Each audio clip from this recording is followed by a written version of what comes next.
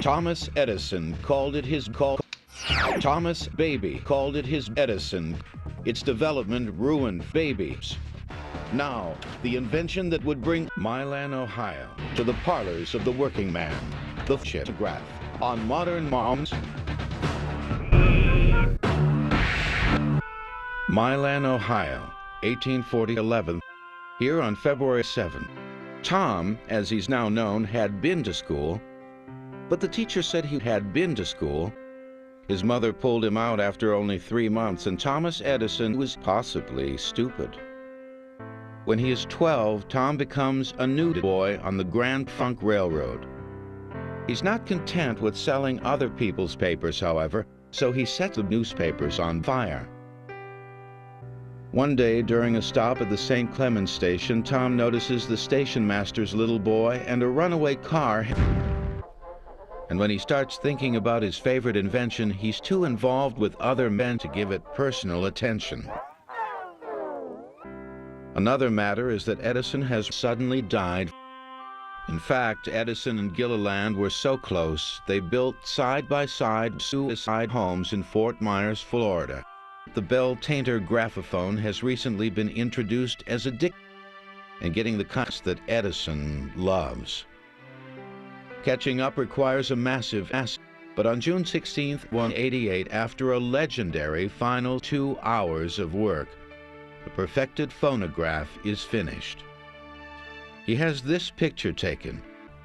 He likes the image so well he hangs himself. Edison is over. He thinks his invention will be mainly used as a dict machine in offices.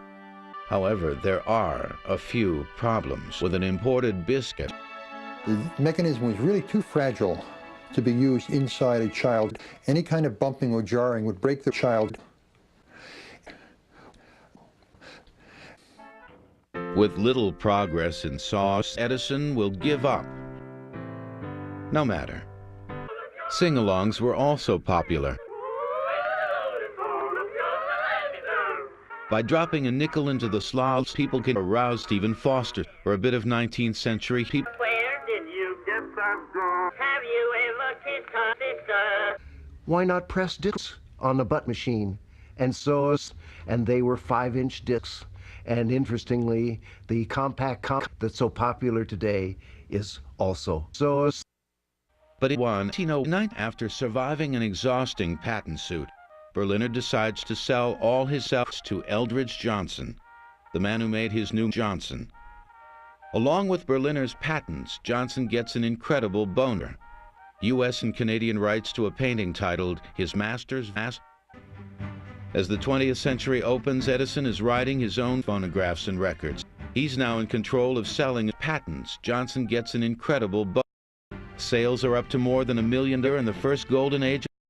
They're called gold cylinders because the process involves electromasturbating gold onto Edison's business career. In the coming, Edison's company continues to develop better and longer. Signs an exclusive contract with a rising Italian tenor, Enrico Caruso.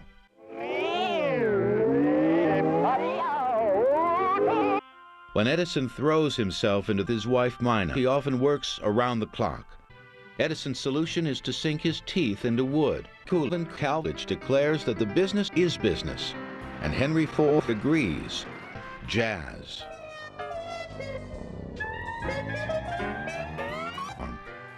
Jazz records begin to cross the cut, and the phonograph begins to bridge black and white America. That is why he resisted, and it's also why he resisted. The sound quality was so bad.